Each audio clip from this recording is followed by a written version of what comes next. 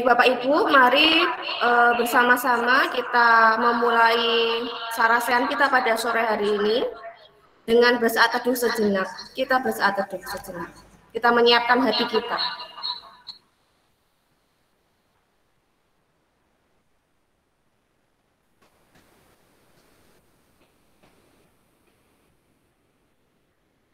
Saat teduh cukup dan mari bersama-sama kita menyiapkan kidung jemaat kita. Kita akan memuji nama Tuhan dari kidung jemaat 303B. Pujilah Khalik semesta.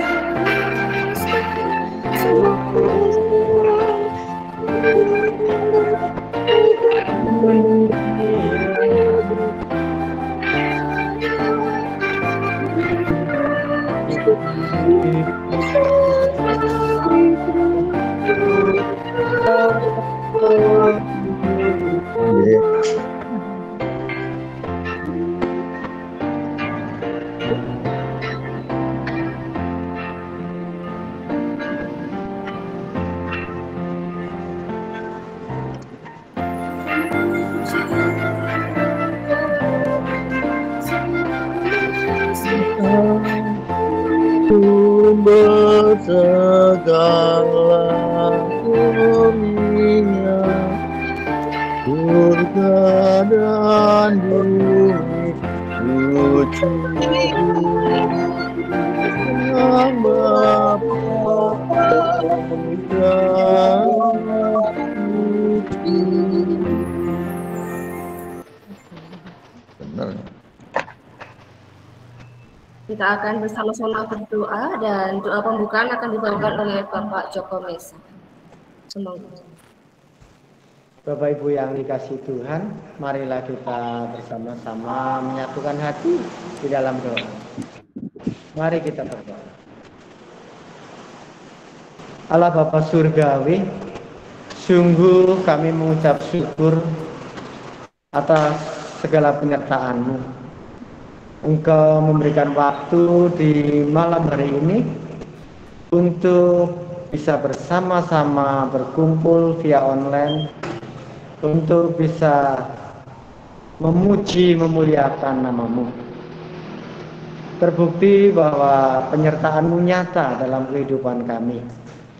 Engkau boleh memimpin kami dari pagi, siang, hingga malam hari ini dengan penuh sukacita. Bapa yang baik, kiranya Engkau boleh bukakan hati pikiran kami, sehingga kami boleh bersama-sama mengerti kebenaran firman-Mu di malam hari ini. Dan di malam hari ini juga kami akan melaksanakan sarasehan. Kiranya sarasehan ini boleh membawa dampak positif dalam kehidupan keseharian kami. Terima kasih Tuhan. Dari awal, pertengahan, hingga akhir nanti sarasehan ini kiranya boleh berjalan dengan baik. Semua itu hanya karena kasih tangan saja. Terima kasih Tuhan. Amin. Amin. Oke, Bapak Ibu, sebelum kita masuk untuk mendengarkan firman Tuhan untuk sebagai jasa kita pada malam hari ini, kita akan memuji nama Tuhan dengan judul Waktu Tuhan. Mungkin setiap kita mungkin pernah mendengar ya, dan kita akan nyanyikan ini bersama-sama.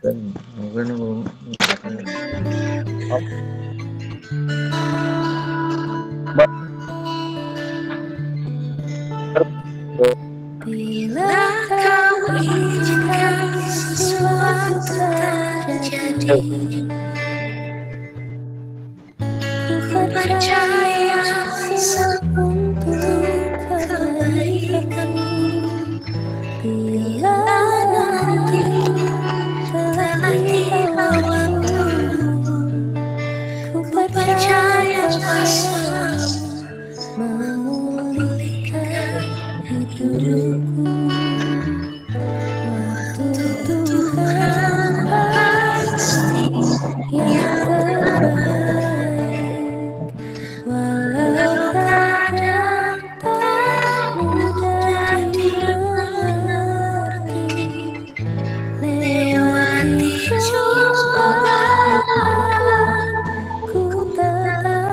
percaya waktu Tuhan pasti yang terbaik.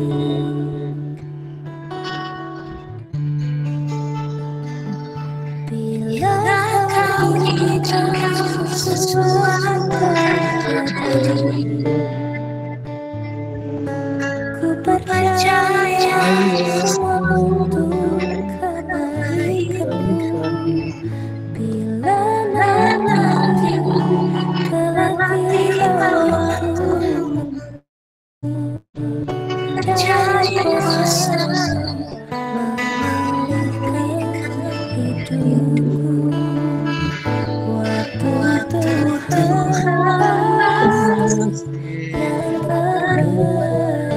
Waktu Tuhan yang terbaik, walau kadang tak mudah dimengerti, lewati cobaan ku tetap percaya waktu Tuhan pasti yang terbaik. Waktu Tuhan pasti yang terbaik, walau kadang tak mudah percaya waktu Tuhan pasti yang terbaik. Lewati cobaan ku tetap percaya waktu Tuhan pasti yang terbaik.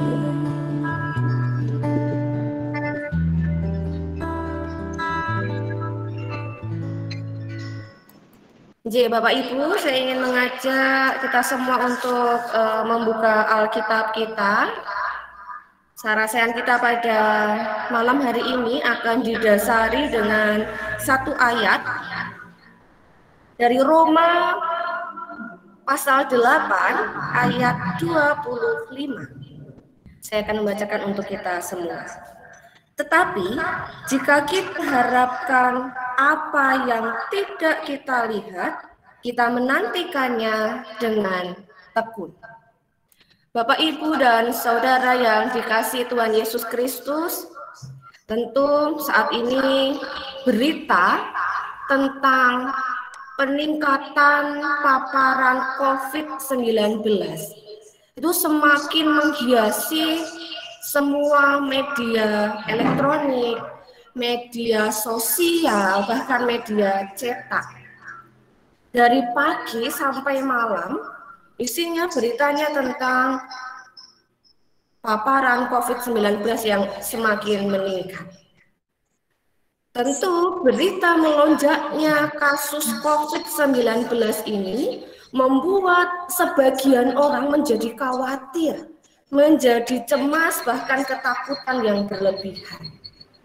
Tentu kita sebagai anak-anak Tuhan, hendaknya kita harus terus belajar bahwa dalam setiap keadaan yang boleh kita hadapi, kita yakin dan kita percaya bahwa waktu Tuhan pasti yang terbaik. Pasti Tuhan sudah menyiapkan waktu yang tepat untuk menghentikan pandemi ini. Kapan waktunya? Kita tidak ada yang tahu, hanya Tuhan yang tahu. Tetapi kita yakin bahwa waktu Tuhan pasti yang terbaik. Seperti halnya lirik lagu yang berjudul Waktu Tuhan yang tadi sudah kita nyanyikan bersama-sama. Waktu Tuhan yang dapat menguatkan kita untuk dapat menyikapi pandemi COVID-19 ini. Liriknya, bila kau izinkan sesuatu terjadi, ku percaya semua untuk kebaikanku. Bila nanti telah tiba waktumu, ku percaya kuasamu memulihkan hidupku. Waktu Tuhan pasti yang terbaik, walau kadang tak mudah dimengerti.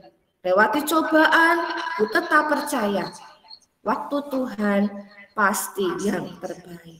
Bapak, Ibu, dan Saudara, lagu ini dapat menolong kita di dalam kita belajar memahami kondisi saat ini. Dan kita dapat tetap hidup dalam pengharapan seperti yang dikatakan oleh Rasul Paulus. Memang kita tidak ada yang tahu sampai kapan semuanya ini akan berlalu. Tetapi pengharapan hidup yang lebih baik harus tetap ada dalam diri kita. Termasuk pengharapan kita akan berakhirnya COVID-19 ini. Oleh karena itu, untuk menyikapi kondisi pandemi COVID-19 saat ini, kita akan belajar bersama untuk mengenal apa itu COVID dan bagaimana kita harus menyikapinya. Dan mari Bapak, Ibu, dan Saudara, kita tetap bertekun dalam pengharapan di dalam Kristus, Sang Pemilik kehidupan kita. Dan biarlah kita bersama-sama bersatu hati untuk terus mematuhi protokol kesehatan agar pandemi ini dapat segera teratasi. Kiranya kasih Tuhan yang akan memulihkan kita dari pandemi COVID-19 saat ini. Amin. Bapak, Ibu, dan Saudara, kami bersama-sama belajar yang akan dipandu oleh Bapak Penatua Joko Mesah. Monggo bisa langsung saja Pak Joko. Bapak Ibu yang dikasih Tuhan, selamat malam, Shalom. Puji Tuhan, di malam hari ini kita bisa bersama-sama untuk boleh belajar COVID-19. Tentunya Bapak Ibu Saudara sudah paham apa itu COVID-19. Di Sarasehan malam hari ini diangkat dengan judul COVID of COVID. Memang COVID itu adalah barang gaib, barang yang tidak kelihatan secara kasat mata, namun dampaknya luar biasa untuk kelangsungan kehidupan kita semua. COVID penyebabnya adalah virus. Banyak virus dunia ini, namun spesifikasinya berbeda-beda. Flu penyebabnya juga virus. Hepatitis penyebabnya juga virus. HIV/AIDS penyebabnya juga virus. Namun pada kesempatan malam hari ini kita akan belajar tentang virus COVID. Sebelum ini dilanjutkan, kita akan melihat video yang pernah berlangsung. Mari kita saksikan bersama.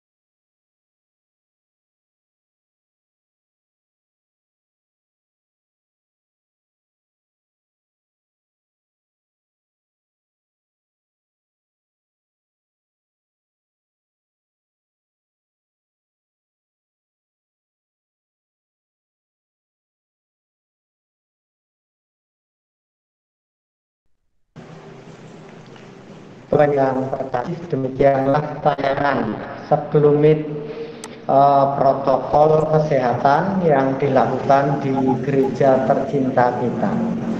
Jadi video ini dibuat sekitar plus minus 6 bulan setelah pandemi itu berlangsung. Kenapa ini dibuat? Karena kita rindu akan ibadah pertemuan di dalam gereja, dan di mana protokol itu pun harus kita jalankan. Jadi pada saat ini pandemi yang harusnya kita harapkan akan menurun, namun di hari ini angkanya semakin meningkat.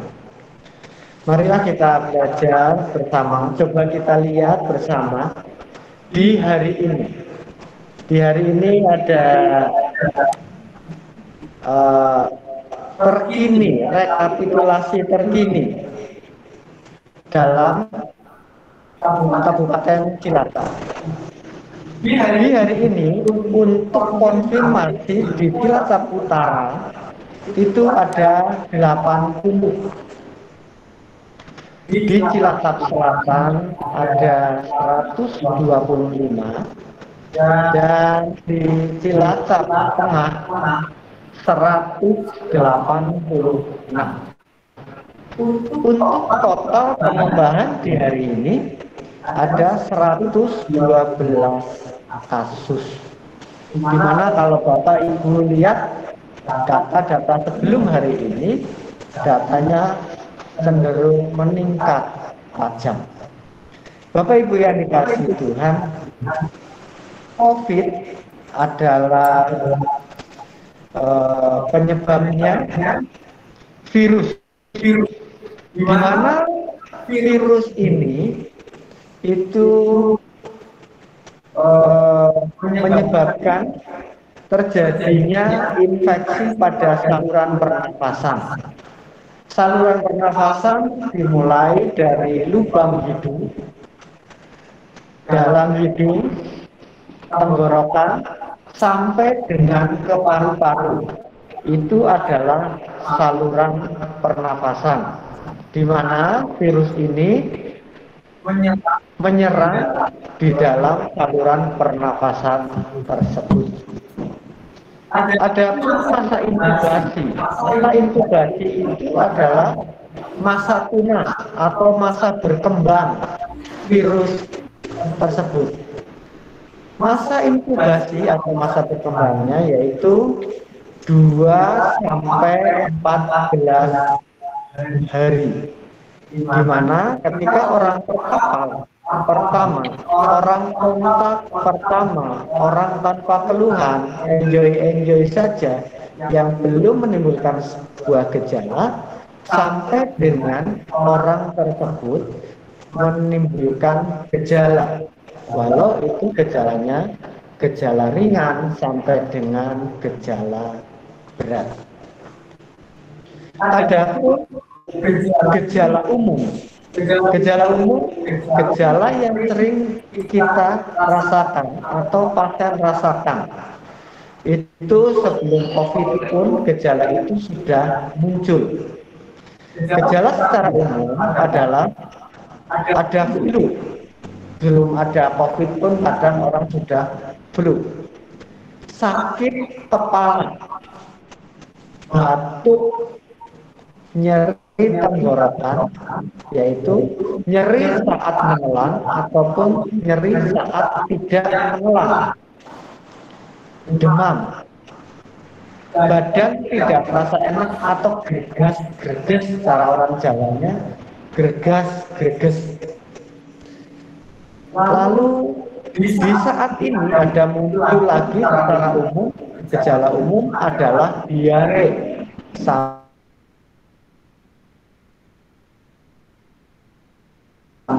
dengan gangguan sistem pencernaan, dan yang sering kita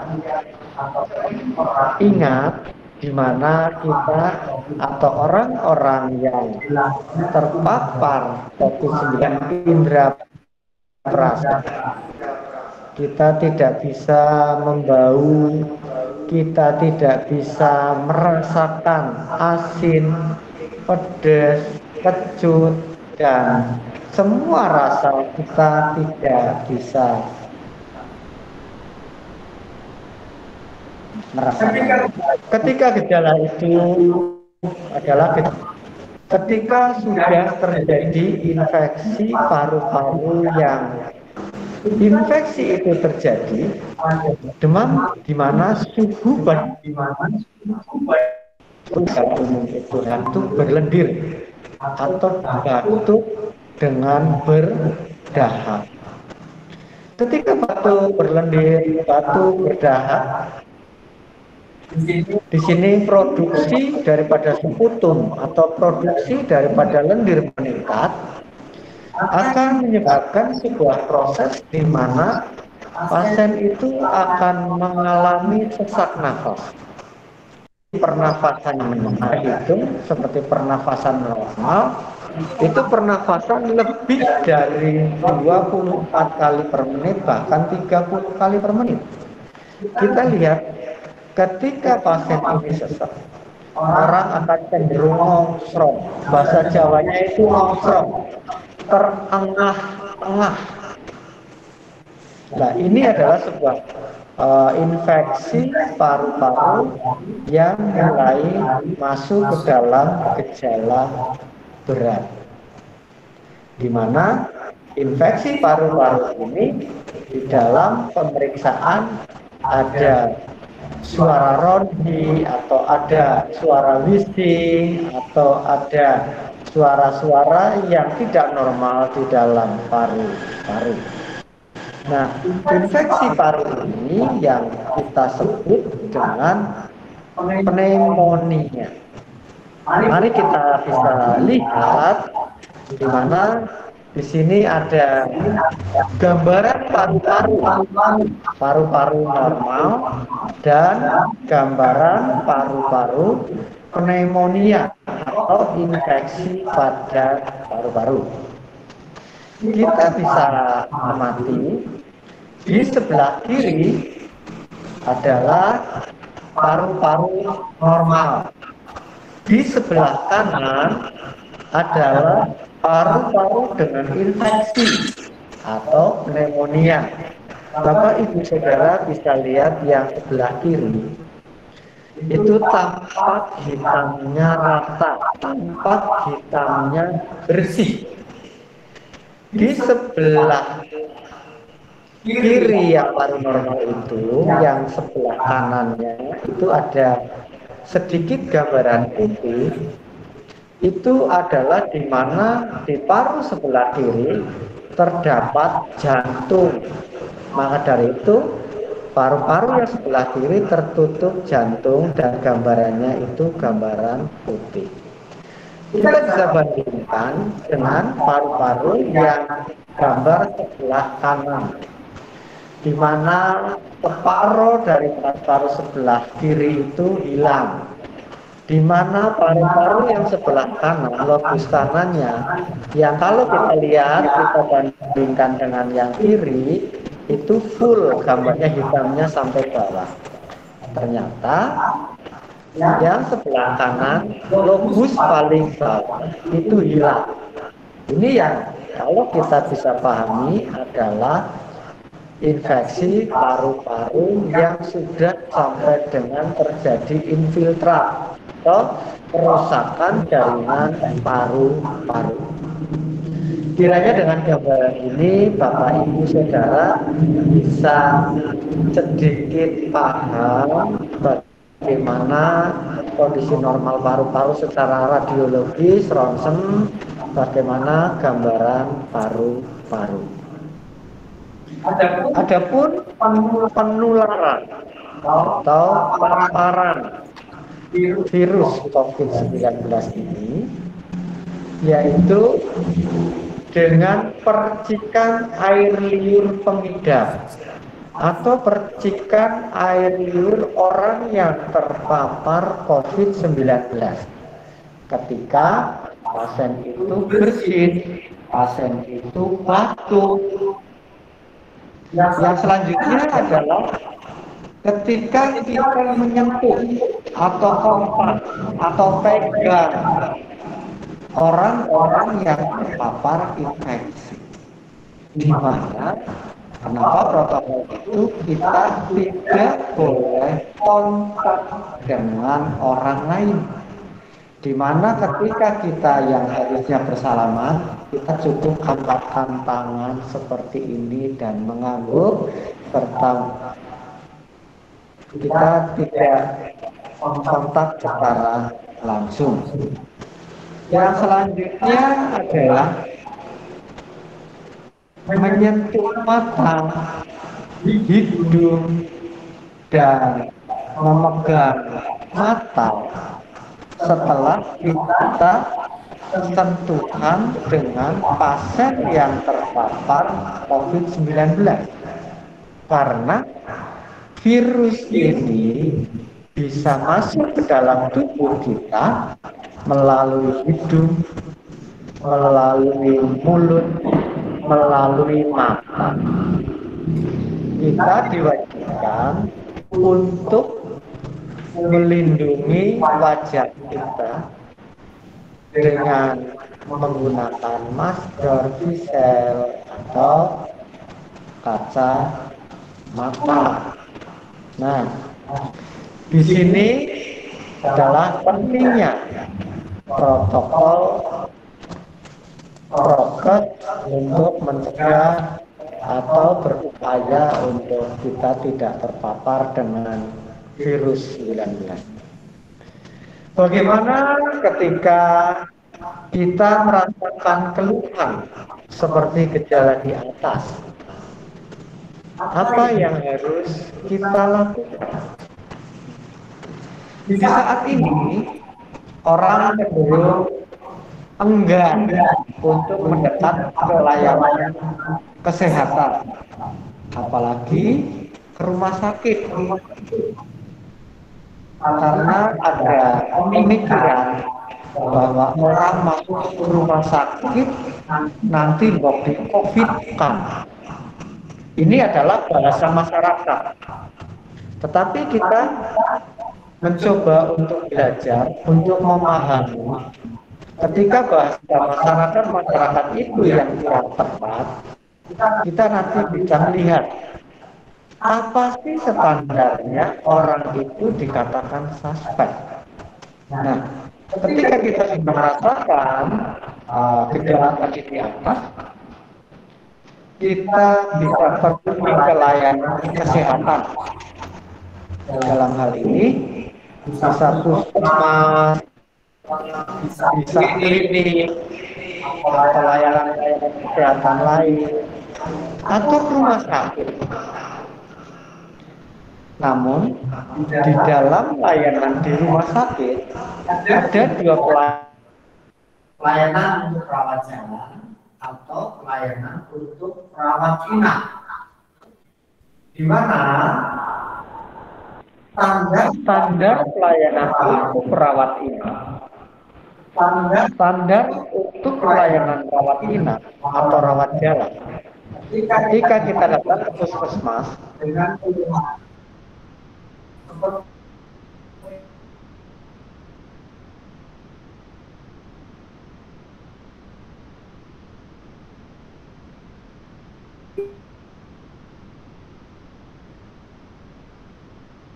dengan keluhan di dalam COVID-19,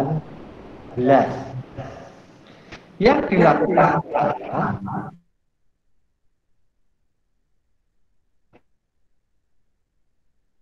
adalah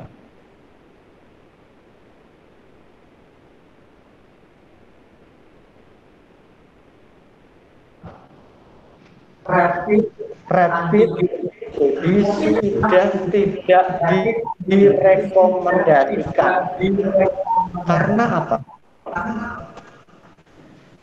Ketika orang sudah tervaksin, otomatis antibodinya sudah positif. Ketika pasien sudah terpapar COVID-19, hasil rapid antibodinya pun sudah positif. Jadi yang terpenting sekarang adalah ketika kita merasakan seperti ini, waktu ini, saat ini kita terpapar apa tidak. Kalau rapid antibody yang diambil adalah sampelnya darah perifer. Darah yang diambil dari ujung jari kita masukkan ke alat, nanti alat akan membaca.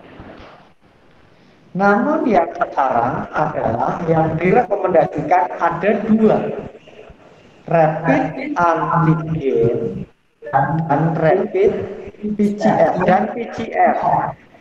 Kalau rapid antigen diambil hanya di lubang hidung saja.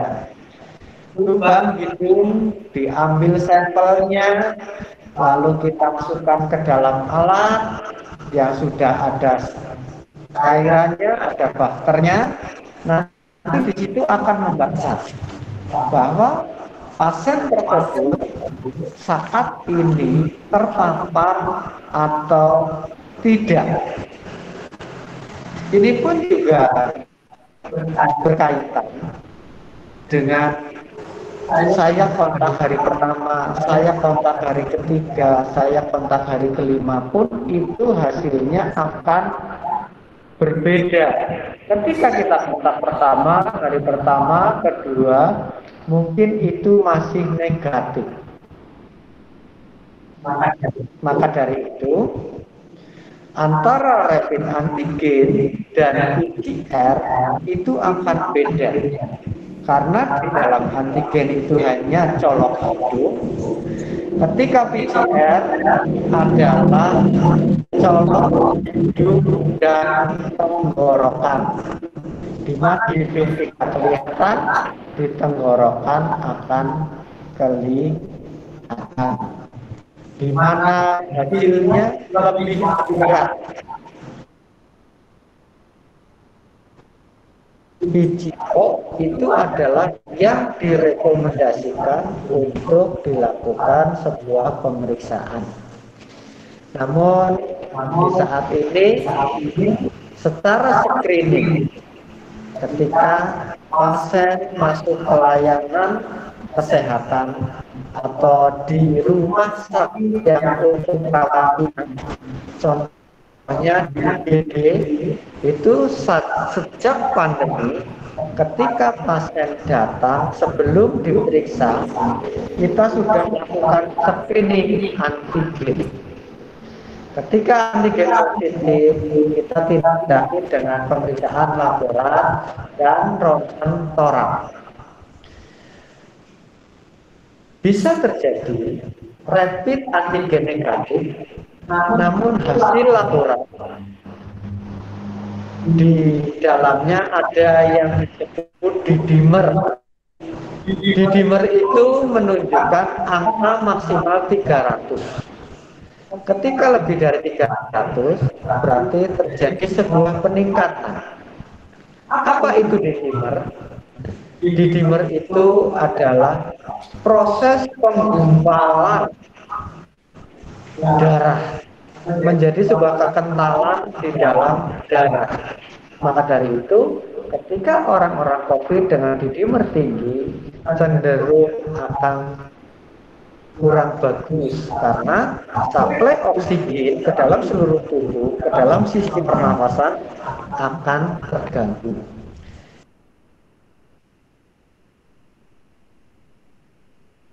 Yang pertama, kedua gambaran ronsen paru-paru. Bisa antigen negatif, didimernya tinggi, dan ronsen paru-parunya menggambarkan bahwa itu pneumonia, itu sudah masuknya suspek. Di mana pasien ini dimasukkan ke ruang isolasi dan dilakukan PCR. Ketika nanti didimernya tinggi, ronsennya pneumonia, dan PCR-nya itu ternyata negatif, ini baru kita pindahkan ke ruang rawat biasa. Tetapi Bapak Ibu Saudara pasti bertanya-tanya, orang masuk ke ruang isolasi nanti dicampur dengan orang-orang yang sudah konflik. Perlu Bapak Ibu ketahui, kita memiliki ruangan di dalam ruang isolasi itu ada pasien yang dengan suspek atau pasien sudah konflik. Kalau konflik itu antigen positif ditambahi dengan PCR positif dan juga hasil laporan dan prosesnya pun juga mendukung. Bapak Ibu Saudara yang dikasih Tuhan, kalau kita sudah terkonflik, apa sih yang harus kita lakukan?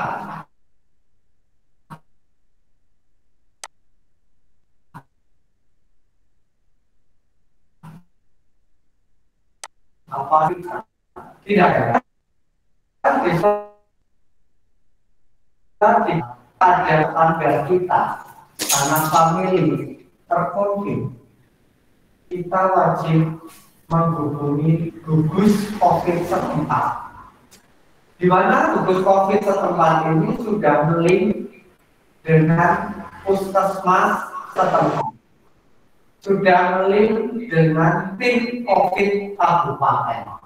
Nah, nanti dari gugus COVID setempat, dari puskesmas yang mempunyai kompeten untuk follow up, untuk memberikan sebuah kejelasan, sebuah edukasi pendidikan tentang layanan apa yang harus kita lakukan.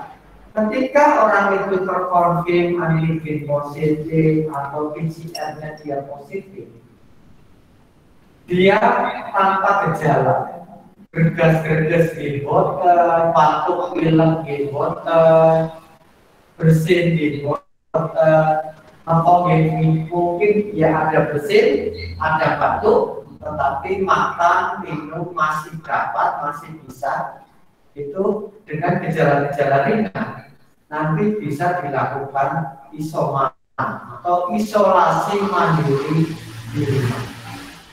Namun dalam perjalanannya waktu, ketika ada keluhan nampak, ada tambahan keluhan, kita pun kembali lagi menghubungi gugus COVID setempat, di mana nanti menentukan untuk tindak lanjutnya, yaitu harus opnam atau tidaknya. Ketika kita harus opnam, nanti dari gugus COVID setempat, puskesmas setempat akan berkoordinasi dengan rumah sakit. Puskesmas menghubungi rumah sakit, laporan, nama, alamat, pemeriksaannya sudah dilakukan, kondisi saat ini, tanda-tanda vital, ada tensi, nadi, respirasi, saturasi oksigen. Bapak Ibu yang dikasihi, saturasi oksigen adalah teramat penting. Kita bisa mengukurnya sendiri di rumah, dalam artian hasilnya berapa. Hasil normal yang bisa kita menjadikan sebuah patokan atau acuan adalah di mana saturasi oksigen kita antara 97 sampai 100%. Itu adalah nilai normal. Bisa terjadi dengan saturasi di bawah 95, saturasi sampai dengan 90%, kita belum merasakan apa-apa. Kita belum merasakan sebuah keluhan sesak. Padahal itu sudah menjadikan kegawat daruratan pasien COVID. Bapak Ibu kasih, kita masuk di dalam pencegahan. Upaya pencegahan ini yaitu kita harus pakai masker. Masker mempunyai dua fungsi. Yang pertama untuk diri kita sendiri, yang kedua untuk orang lain. Untuk kita sendiri adalah ketika ada orang terpapar, bersin, batuk, adalah melindungi diri kita. Ketika kita yang terpapar dan kita tidak tahu, kita pakai masker, kita pun juga melindungi orang lain dari paparan COVID.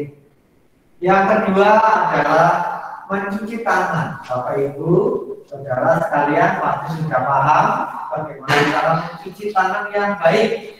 Akan melakukan cuci tangan yang pernah disimulasikan dan menggunakan air mengalir dengan sabun antara 20 sampai dengan 30 detik. Lalu menghindari kerumunan. Nah, bagaimana menggunakan masker? Menggunakan masker yang baik. Ada gambar tayangan bagaimana sih menggunakan masker yang baik. Yang disarankan adalah menggunakan masker bedah atau masker yang direkomendasikan. Bagaimana cara memakainya? Cara memakainya ada di gambar. Nanti hidung dan mulut harus tertutup. Di ujung atas ada pembatasnya, di mana kita harus sesuaikan pembatasnya, dan di bagian bawah menutupi dagu. Serta ketika sudah terpakai, coba kita tiup. Ketika dia mengembung, berarti kita sudah benar dalam pemakaiannya.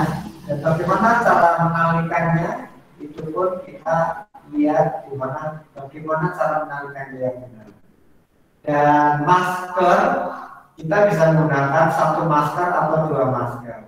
Ketika dua masker, kita menggunakan dua masker kain dan masker bedah, di mana masker kain itu berada di dalam. Setelah pakai masker kain, kita menggunakan masker bedah yang ada di luar masker. Sama pun ketika kita mempunyai, barangkali Bapak Ibu Saudara ada yang punya masker N95, itu pun penggunaannya seperti itu. Memang N95 bisa dipakai tanpa bubble safety, namun ketika itu hanya dipakai satu kali lalu dibuang, itu tidak apa-apa.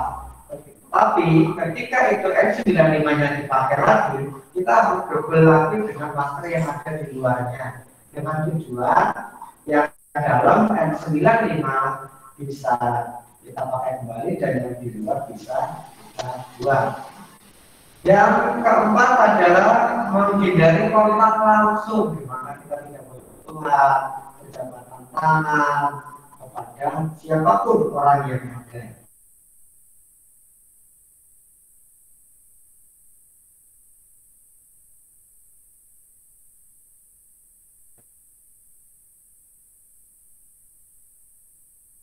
Tidak penting sekali dengan bijaksana kita berada diam di rumah, atau walau kita terpaksa harus keluar, protokol kesehatan pun harus dijaga.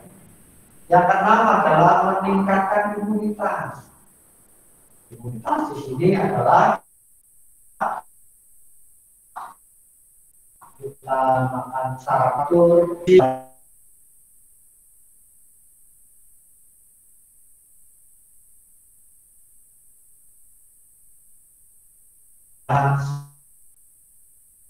suplemen ini coba dari. Lalu kita jangan panik dan tetap tenang apabila kita terpapar, apabila tetangga kita terpapar, apabila keluarga kita terpapar. Dan yang terpenting adalah selalu berpikiran positif. Yang selanjutnya adalah vaksinasi. Orang bisa mengatakan, wah, divaksin dan tidak sama saja. Divaksin yang kepapar, bukan divaksin yang kepapar. Tetapi ketika kebijakan pemerintah itu ada, pasti memiliki sebuah fungsi, tujuan yang baik. Di mana vaksin itu bertujuan membentuk antibodi di dalam tubuh kita. Ketika kita mempunyai antibodi dan kita terpapar, otomatis sudah ada pertahanan, sudah punya tentara di dalam tubuh kita yang kenal dengan musuh yang masuk. Walau terpapar, menurut penelitian, itu minimal sekali terjadi sebuah pembunuhan. Berbeda dengan orang-orang yang tidak divaksin, apalagi orang-orang yang mempunyai komorbid atau penyakit kronis. Inilah Bapak Ibu Saudara yang bisa saya sampaikan di malam hari ini, kiranya mengingatkan kita untuk bisa menyikapi pandemi saat ini yang angkanya bukannya berkurang tetapi semakin melejit naik. Mungkin kalau orang katakan kasus-kasus di dalam perawatan, di dalam pekerjaan saya yang tadinya sebenarnya 21, pasien umum 2, pasien terpapar 1, kemarin 1 pasien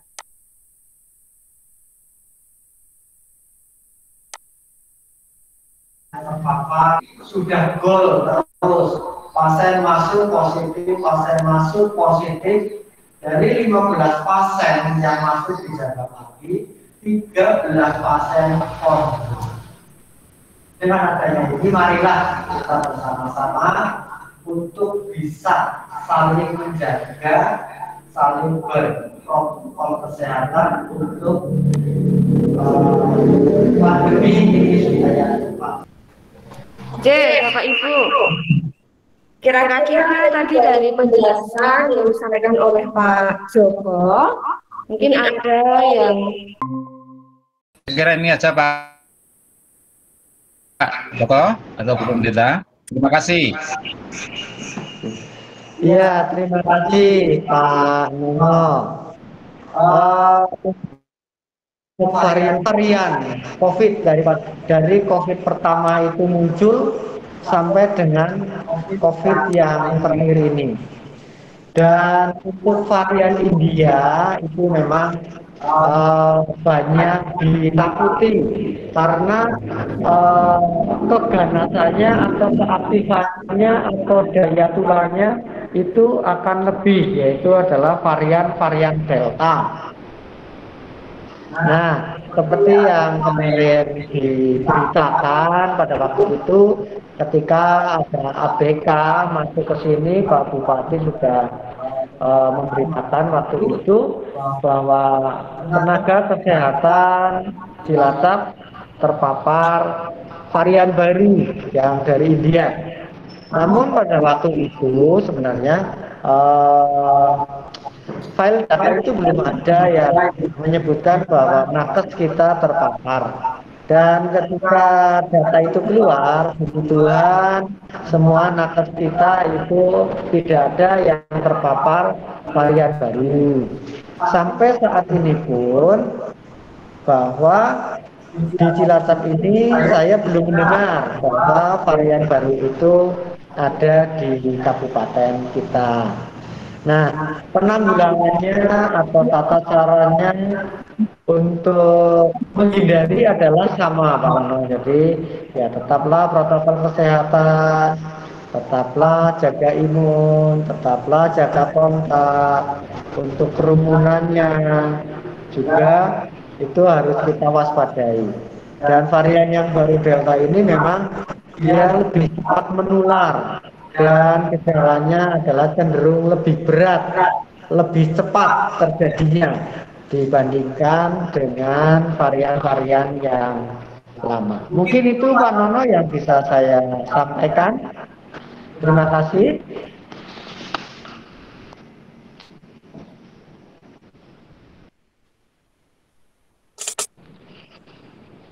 Monggo, barangkali ada lagi yang mau bertanya atau menambahkan, saya persilahkan. Saya Pak Joko, saya Gunowo.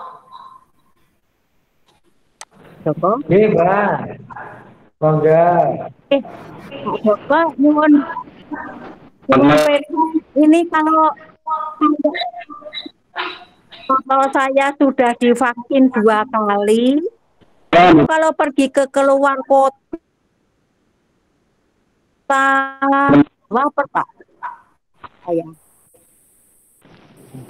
Iya Mbak, ketika kita sudah divaksin 2 kali, kita tetap swab antigen Mbak, ketika kita mau keluar kota atau keluar Jawa.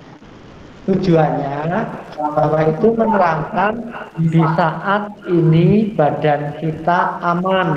Aman dalam artian tidak konfirm dengan virus COVID-19 Mbak.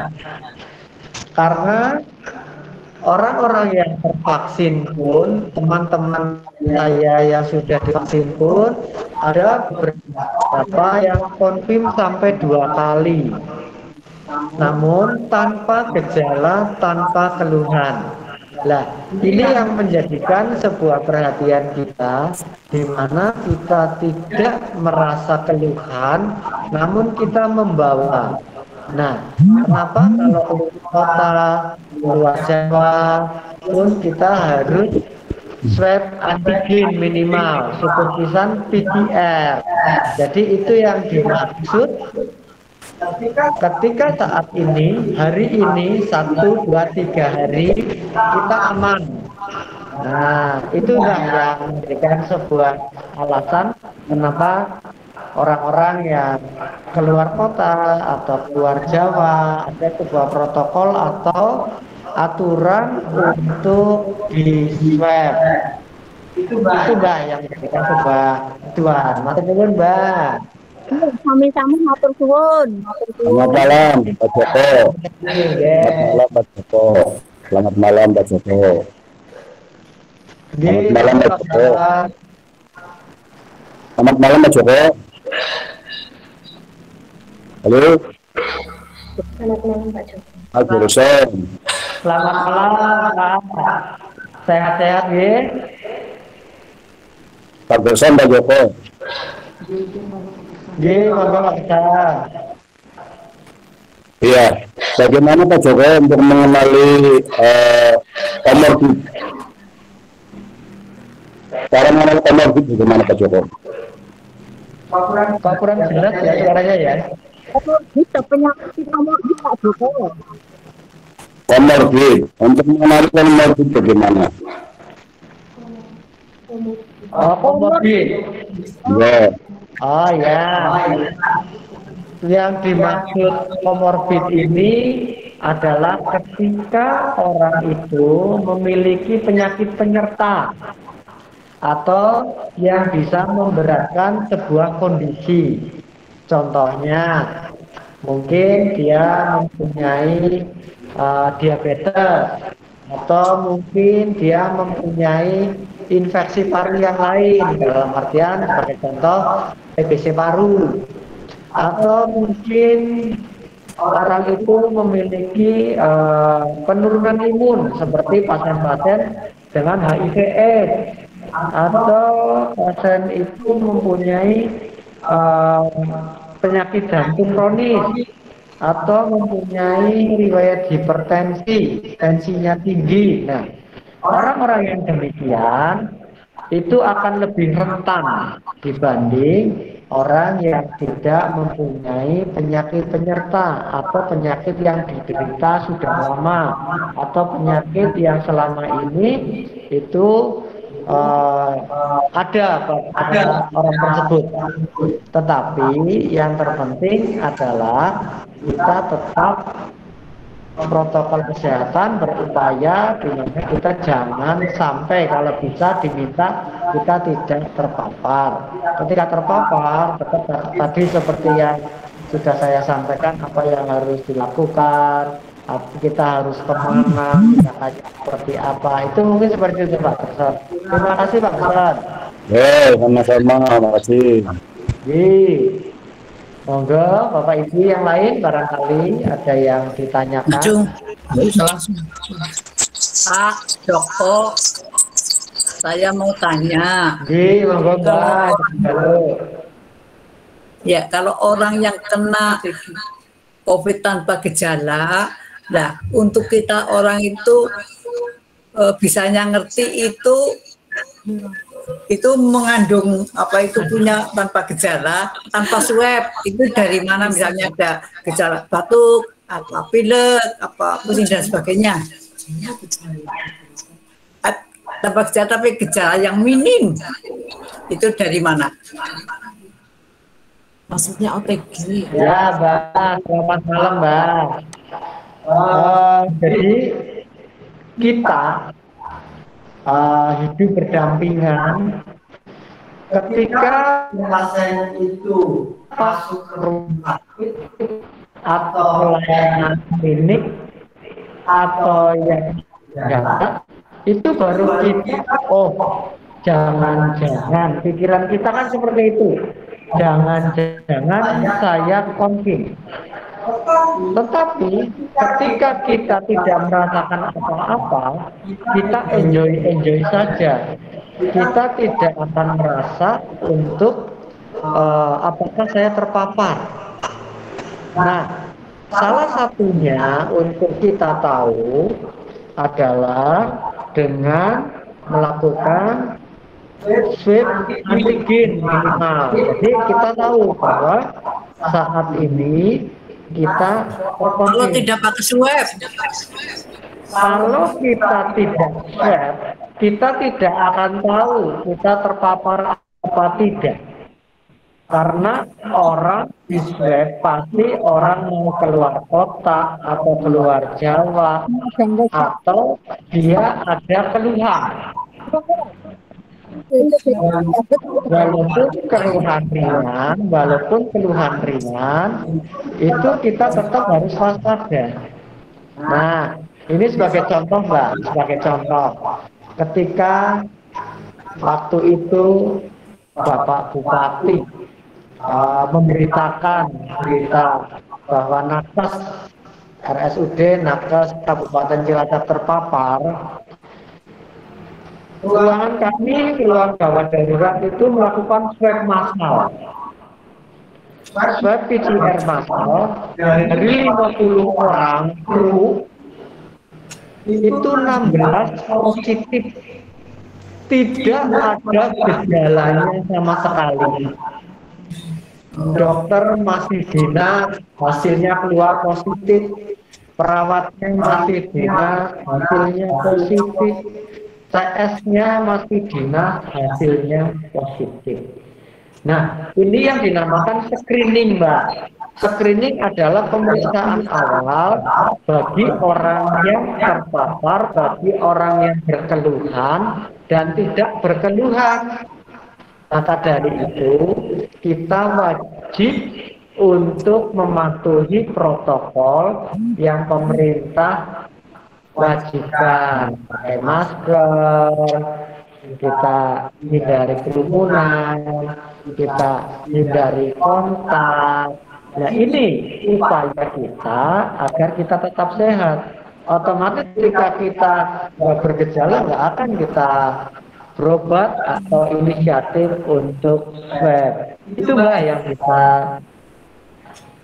saya sampaikan. Dan walaupun kita sehat, tidak ada gejala, ya tetap keluar rumah harus wajib pakai masker di semua tempat. Begitu, Mbak. Ya, terima kasih Pak Joko. Oke, matur nuwun. Monggo Bapak Ibu yang lain barangkali ada yang ditanyakan atau ditambahkan, saya persilakan.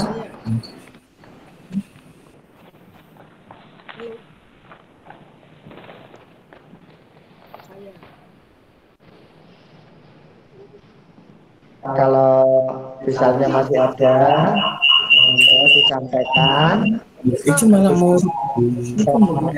sudah cukup.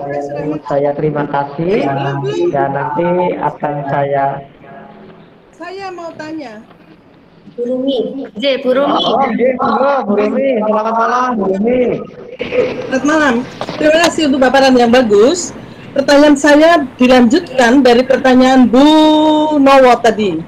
Bu Nowo akan pergi ke Jogja dan sudah mengikuti swab atau antigen negatif. Berapa lamakah hasil negatif itu? Kemudian Bu Nowo misalnya sampai di Jogja. Apakah 2 jam, 3 jam, 3 hari, 4 hari, 48 jam atau bagaimana? Jadi sekarang ketika dites swab antigen atau apapun nama tes itu negatif dan tidak bergejala apapun, berapa lamakah hasil negatif itu bisa berubah tiba-tiba menjadi positif? Kalau tadi Bu Nowo katakan mau pergi keluar kota atau keluar pulau dari Cilacap ke Jogja, di Cilacap negatif, Bu Nowo sampai di Jogja positif, atau positifnya hasil negatif sampai ke positif itu, atau tubuh bereaksi karena situasi atau antibodi turun, itu berapa jam tiba-tiba bisa menjadi positif? Terima kasih. Ya, terima kasih Bu Rumi, pertanyaan yang bagus sekali. Ya, kita kembali lagi dalam aturan pemerintah. Kenapa swab itu dibatasi 3 hari? Perlu diingat, pada paparan hari pertama, hari kedua, walau tanpa gejala, itu hasil bisa masih negatif. Nah, tetap dengan hasil antigen atau PCR negatif, kita keluar kota, kita nggak pernah akan tahu di mobil turun makan, buka masker, kontak dengan keluarga, kontak dengan orang-orang yang terkasih. Pulang dari sana, kita evaluasi lagi swab antigen atau PCR itu bisa positif. 3 hari, maksimal 5 hari harus diulang. Hasil rapid antigen pemeriksaan secara praktis dari pengambilan colok tisu sampai dengan diteteskan ke alat. Diteteskan ke alat, ketika itu dia sudah kontaknya lama, sensitivitasnya itu tinggi, celup di alatnya, nggak sampai 5 menit dia sudah menunjukkan bahwa garis itu ada 2. Rekomendasinya adalah 15 menit sampai dengan 30 menit. Namun tidak jarang 30 menit itu belum keluar, maka dari itu hasil itu kita tunggu sampai dengan 1 jam, mengantisipasi ketika itu negatifnya negatif semu. Ketika PCR itu dikerjakan sekitar 6 jam. Namun yang perlu kita pahami, Bu Rumi, kita orang PCR, tapi yang perlu disadari, yang PCR itu nggak hanya 1 orang di dalam 1 proses pemeriksaan PCR itu. 1 alat itu bisa memeriksa 60 sampel.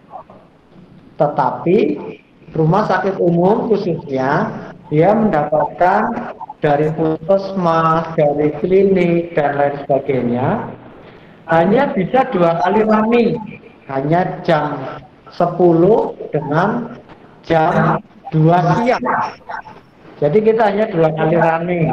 Jadi kalau saya ditanya berapa lama, itu tergantung antrian daripada sampel itu sudah masuk ke mesinnya. Tapi kalau kita masuk mesin, itu praktis 6 jam sudah terbaca. Tinggal nanti rilisnya secara pemerintahan, secara hukumnya itu biasanya di sore hari.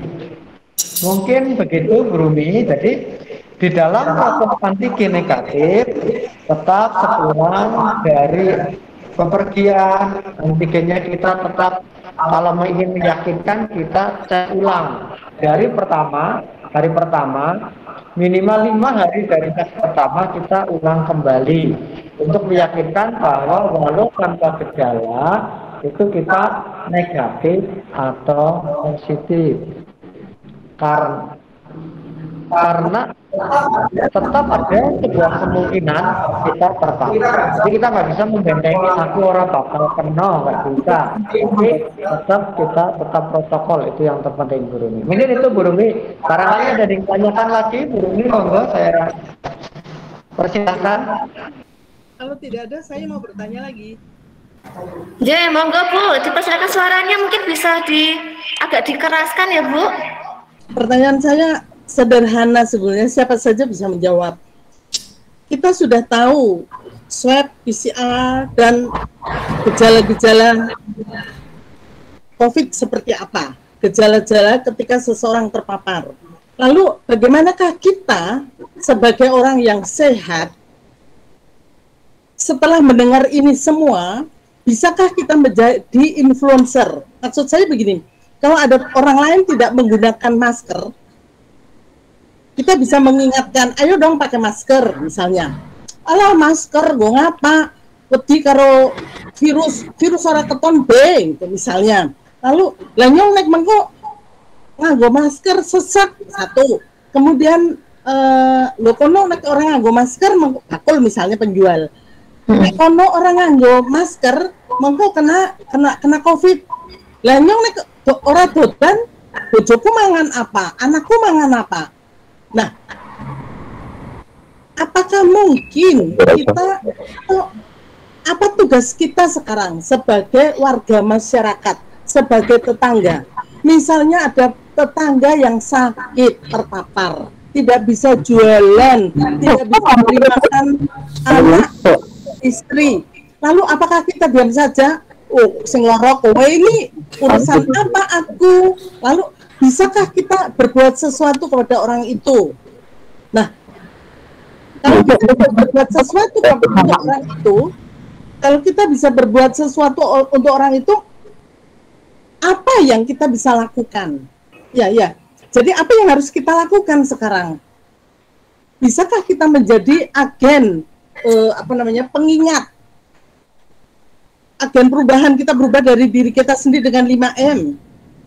Lalu, apakah yang bisa kita lakukan terhadap lingkungan? Misalnya ada teman yang sakit, tetangga yang terpapar virus, penjual yang terpapar virus, kita bisakah menjadi influencer, mengingatkan mereka? Kau rasa dodolan, kau iki loro, mengko tangga-tanggamu membantumu dan seterusnya. Apakah kita bisa melakukan itu setelah kita mendengar ada percakapan seperti ini? Terima kasih. Terima kasih Bu Umi. Monggo Pak Joko, tadi mendengar apa yang disampaikan Bu Umi? Ya, terima kasih sekali di masukannya. Memang di dalam saretehan di malam ini menggugah hati kita.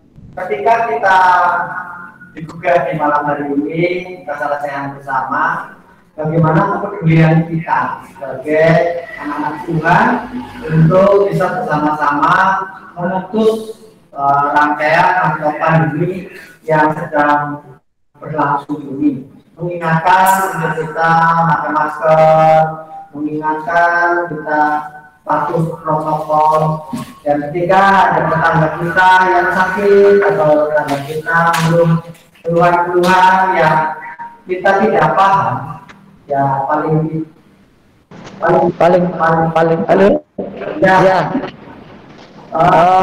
terima kasih sekali Bruni. Jadi kita mengingatkan, kita diingatkan untuk bisa bersama-sama untuk bisa memutus pandemi ini. Jadi kita mengingatkan untuk pakai masker, protokol, dan apa yang menjadi protokol kesehatan yang menjadikan ketentuan-ketentuan, kepedulian kita kepada tetangga, saudara, teman-teman kita itu memang menjadi kewajiban kita. Dan ketika ada tetangga saudara yang sakit, kita pun belum tahu apa saudara tetangga kita itu adalah sakit biasa atau terkonfirmasi. Jadi alangkah bijaknya ketika ada hal seperti itu, bukannya kita tidak peduli, tetapi kita pun ada sebuah sarana di mana kita ada sarana pelayanan kesehatan, kita komunikasi dengan petugas kesehatan, bagaimana nanti untuk tindak lanjut dan lain sebagainya. Jadi bukannya kita tidak peduli sekali, tetapi bagaimana ketika kita peduli dan malah justru kita itu terpapar, itu kan jangan sampai kita menolong tetapi menjadi korban atau menjadi yang terpapar. Jadi kita punya RT, kita laporan ke RT, nanti RT RW dan ke Satgas atau ke petugas kesehatan yang ada. Mungkin itu Bu Rumi, terima kasih sekali Bu Rumi, masukan yang bagus sekali, dan monggo kita bersama-sama untuk bisa sama di dalam lingkungan kita, pekerjaan kita, dimanapun jemaat-jemaat kita yang ada. Terima kasih Bu Rumi. Monggo barangkali ada yang lain. Dia tidak bisa keluar-keluar, padahal dia membutuhkan mungkin bahan makanan atau mungkin sabun gitu. Itu mungkin bisa bekerja sama dengan RT untuk itu mengaktifkan Jogotongo gitu. Oke, monggo yang lainnya. Masih ada Bapak Ibu yang mau bertanya atau menambahkan informasi?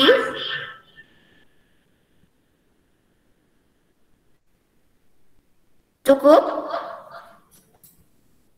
Cukup mungkin Mbak. Oke, ya. Monggo Pak Joko.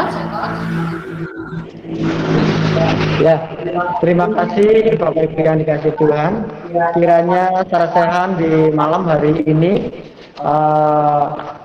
bisa menjadi kita lebih menyikapi pandemi di saat ini yang angkanya semakin melonjak naik. Jadi kita lebih bijaksana dalam protokol kesehatan, kita lebih bijaksana untuk kita menyikapi ketika kita ada keluhan-keluhan, dan bagaimana ketika ada saudara, keluarga kita yang mempunyai keluhan seperti itu dan yang terpapar nanti untuk seperti apa. Nah, untuk ini ada sebuah lagu yang mengingatkan kepada kita, adalah lagu Ayo Podo Manuk karo Pak Wakil Kota atau kalau Pak Bupati atau kepada pemerintah yang pemerintahan kita. Monggo.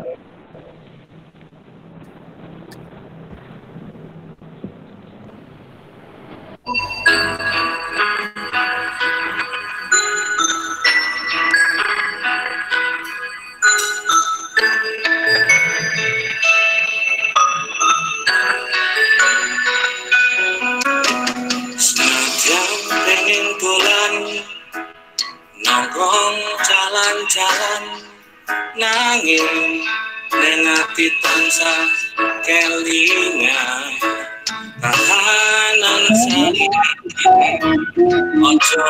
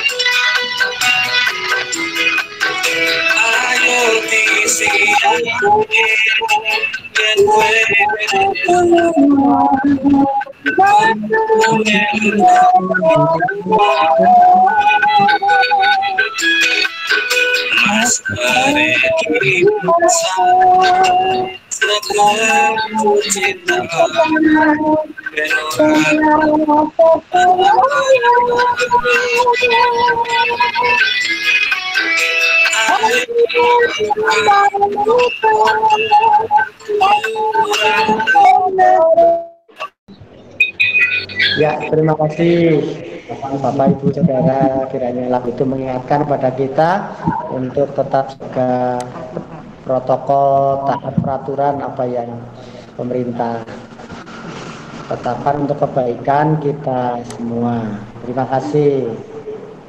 Jadi terima kasih Pak Joko yang sudah memberikan materinya terkait tentang apa itu COVID, lalu bagaimana kita harus menyikapinya. Semoga ini dapat menambah informasi bagi kita, Bapak Ibu. Ya, Bapak Ibu, mari kita akan mempersiapkan persembahan kita. Seperti biasa, persembahan dimasukkan ke dalam amplop dan besok kita masukkan di gereja, ya. Jangan lupa ditanggali, tanggalnya 23 Juni, Sarasehan. Begitu, ya. Dan persembahan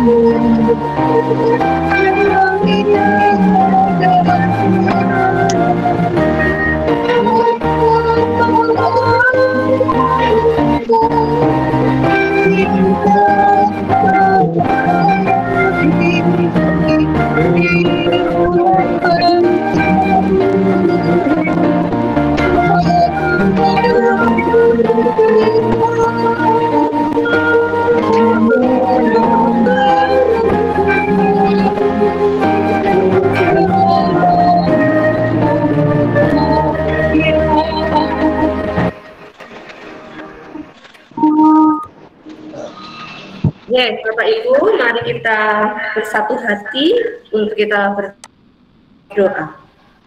Pak, berdoa. Tuhan Allah kami yang bertahta di kerajaan surga yang mulia, puji syukur di malam hari ini Engkau telah menyertai, Engkau telah menuntun sarasehan kami pada malam hari ini, di mana kami bersama-sama telah belajar untuk lebih mengenal apa itu COVID. Sehingga ketika kami mengenal apa itu COVID, kami dapat menyikapinya dengan bijak. Bapa surga, kami mohon kiranya Tuhan yang boleh turut campur tangan untuk memutus rantai penyebaran COVID-19 ini. Karena kami sudah rindu Tuhan, kami rindu untuk kehidupan kami dapat kembali normal seperti sedia kala. Sebab itu kami mohon campur tangan-Mu dan mampukan setiap kami untuk dapat turut ikut serta dalam memutus rantai penyebaran COVID-19 ini dengan patuh menerapkan protokol kesehatan dimanapun kami berada. Kami mohon ya Tuhan, Tuhan yang memampukan setiap kami. Dan tentu kami juga memohon Tuhan, kiranya Tuhan yang boleh memberikan kami semua kesehatan. Berikanlah kami daya tahan tubuh yang kuat, supaya kami tidak mudah terpapar COVID-19 ini. Bapa di surga, saat ini kami berdoa secara khusus untuk Ibu Anti, kakak dari Ibu Lina, yang saat ini berada di Jakarta bersama putranya Nael yang saat ini sedang isolasi mandiri karena terpapar COVID-19. Ya Tuhan, sungguh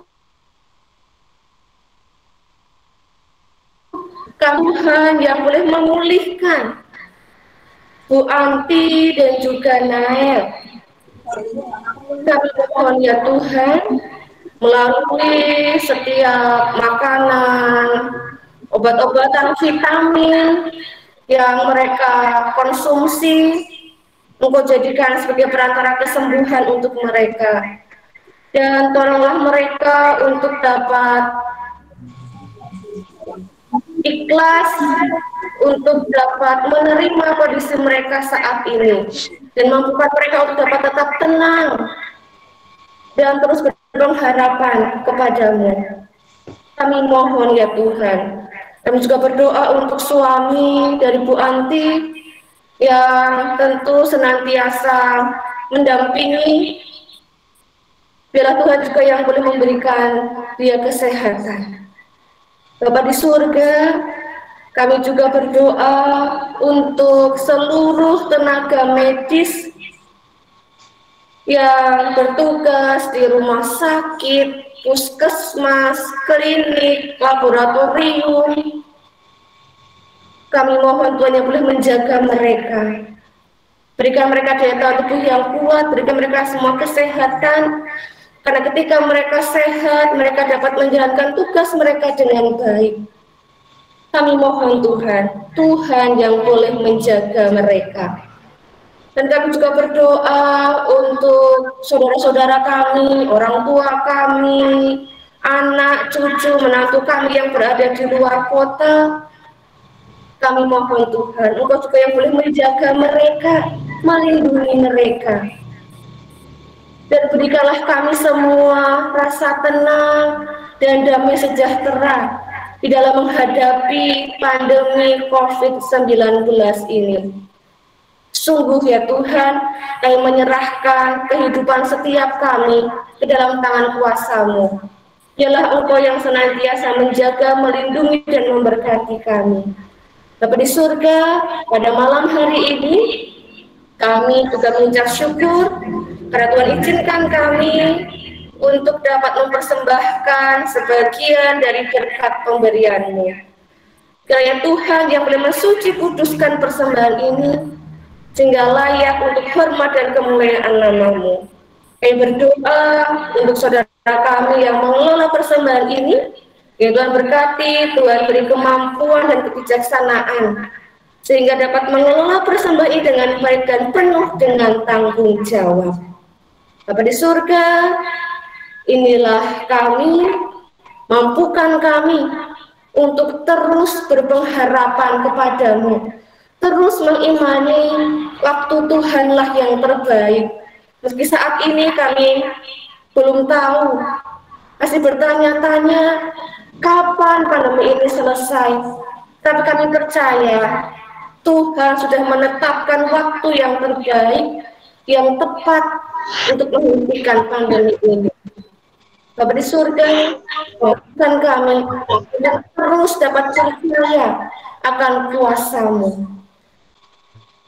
Terima kasih ya Tuhan, dan sebentar lagi kami akan mengakhiri sarasehan kami pada malam hari ini untuk kami beristirahat malam. Ya Tuhan yang boleh menjaga kami, melindungi kami. Dan besok pagi Engkau boleh bangunkan kami kembali dengan badan yang segar, dengan semangat yang baru untuk kami melanjutkan aktivitas kami di esok hari. Terima kasih ya Tuhan. Dan doa ini akan kami akhiri dengan doa yang telah Tuhan ajarkan kepada kami. Doa Bapa kami yang akan kami naikkan bersama-sama.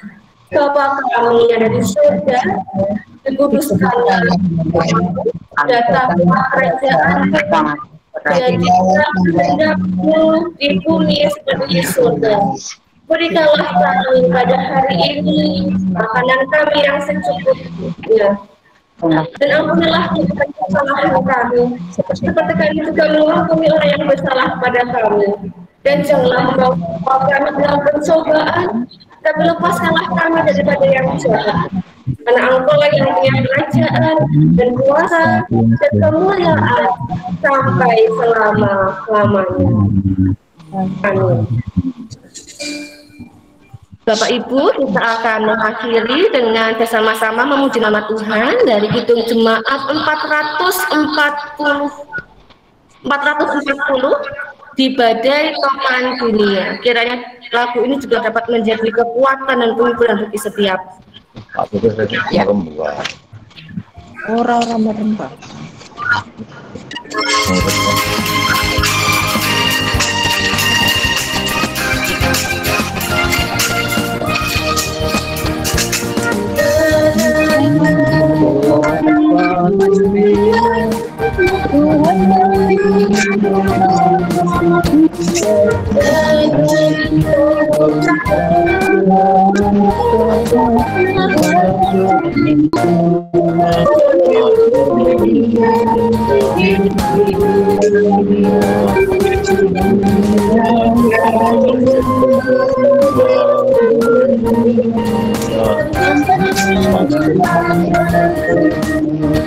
Saran mematuhi protokol kesehatan dimanapun kita berada. Begitu J, Bapak Ibu, siap J? Siap J? Dan Tuhan berkata kita. J, sebelum kita mengakhiri foto dulu. Kita foto dulu. Terima kasih.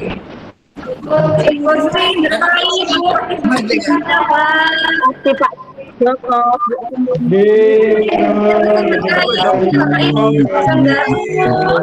Istirahat, tetap sehat. Terima kasih. Selamat tidur. Monggo bisa ditutup Bapak Ibu.